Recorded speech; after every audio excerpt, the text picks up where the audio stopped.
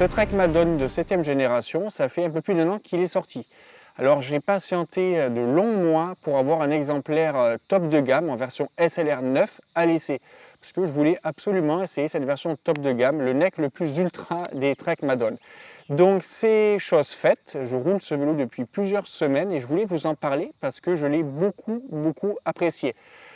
Pourquoi? Parce que c'est un vélo ultra performant, je ne vais pas vous mentir, hein, les lignes, on ne va pas vous raconter du blabla, les lignes le montrent.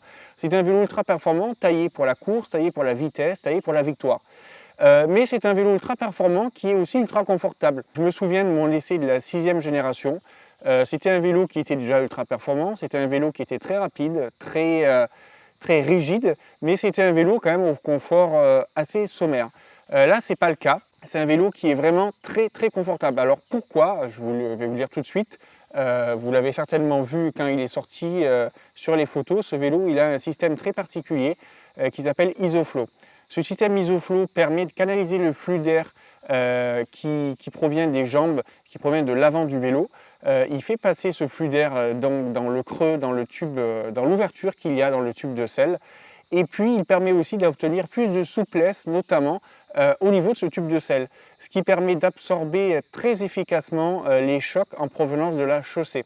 Alors sur un vélo aussi rapide, aussi performant, aussi aéro, un vélo de pro, c'est très rare. On peut dire que ce Trek, il a lancé une mode, puisque l'année dernière, on a aussi vu d'autres vélos adopter des systèmes différents, mais des vélos aéros devenir confortables. On peut citer notamment le Scott Foil, un vélo qui m'a beaucoup plu aussi. Mais je pense que ce Trek Madone SLR 7e génération, ça a été le pionnier dans ce domaine des vélos ultra performants, ultra aéros et confortables en étant facile à emmener. Au final, ce vélo, je pourrais le recommander à un cyclosportif sans problème. Pour vous dire, quand Trek a sorti les Monda et a orienté le Madone en vélo ultra aéro, ça fait quelques années maintenant, je rigolais un peu de voir les cyclos acheter ce type de machine, puisque je me disais, ils ne pourront jamais l'emmener. Effectivement, c'était un vélo assez difficile à emmener, c'était un vélo de pro. On était au début des vélos ultra aéros et on avait du mal à proposer des formes très aéros avec une relative facilité d'usage. C'est-à-dire que c'était des vélos qui étaient très rigides, peut-être un peu trop même pour des pros. L'eau a coulé sous les ponts. Les vélos aéros ont beaucoup progressé et donc on peut dire aujourd'hui qu'il existe des vélos aérodynamiques et confortables à la fois. Ça, c'est la première chose. La deuxième chose, c'est la capacité de ce vélo à évoluer sur une multitude de terrains. Ce vélo, il est capable de rouler sur le plat, heureusement, vu sa ligne aérodynamique et vu ses roues à profil haut, mais il est aussi capable d'évoluer en montagne parce qu'il est très léger, il a gagné en poids. On est à peine à plus de 7 kg sur ce montage en SRAM Red avec ses roues Bontrager Aerolus 51 mm. D'ailleurs, ce sont des roues à pneus.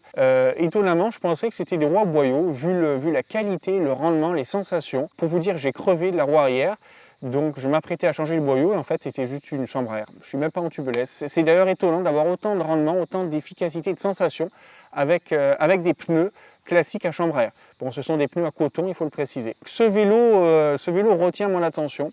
Ce vélo fait clairement partie, selon moi, des meilleures machines au monde pour qui souhaite un vélo aéro, tout intégré, à freinage disque, capable de rouler vite. C'est un choix, hein. Il y en a qui préfèrent des vélos classiques, à l'apparence fluette, légère.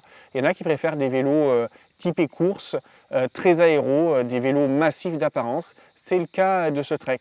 Il faut dire aussi que ce Trek, il peut avoir des lignes aussi aéro grâce en tout cas grâce à l'UCI qui a allégé ses règles en matière d'aéro l'année dernière. Et alors les constructeurs étaient au courant à plusieurs années à l'avance, semble-t-il, puisqu'ils ont été quelques-uns à renouveler leur vélo aéro l'année dernière pour profiter de ces nouvelles règles. Donc je vous citais le Scott Foil, il en fait partie, c'est un vélo aussi qui profite de ces nouvelles règles aéro.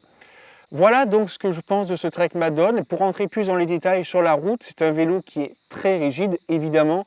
Un sprinter comme Mark Cavendish pourra l'utiliser, mais un grimpeur pourra l'utiliser aussi. Moi qui suis plutôt typé grimpeur, hein, moins de 60 kg, j'ai apprécié énormément ce vélo dans les montées, que ce soit les montées à fort pourcentage ou les montées roulantes. Alors les montées roulantes, il est ultra à l'aise, on passe sur le grand plateau, on met du braquet, ça passe, le vélo il envoie vraiment avec une grande facilité. Évidemment, il faut avoir quelques jambes, hein. Mais dans les pentes à fort pourcentage, avec un petit braquet, avec un plus petit développement, en tournant les jambes, en ayant une bonne cadence de pédalage. C'est un vélo qui grimpe formidablement bien. Puis pour tout vous dire, je m'apprêtais à changer les roues, à essayer ce vélo avec des roues à profil plus bas pour voir ce qu'il donnait réellement en montagne. Ça, c'était avant que j'ai laissé en montagne avec ces roues Bontrager profil 51.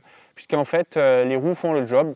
Donc il n'y a vraiment pas besoin, il n'y a pas de réel besoin de penser à faire changer le train de roulement, à faire changer les roues pour grimper des cols. Ça, c'est un point positif.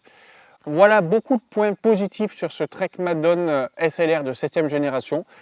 Côté point négatif, pas grand chose, si ce n'est la couleur du vélo qui m'a été envoyé. Je ne suis pas grand fan de ce gris satin. On n'est pas sur du mat, on est sur du satin.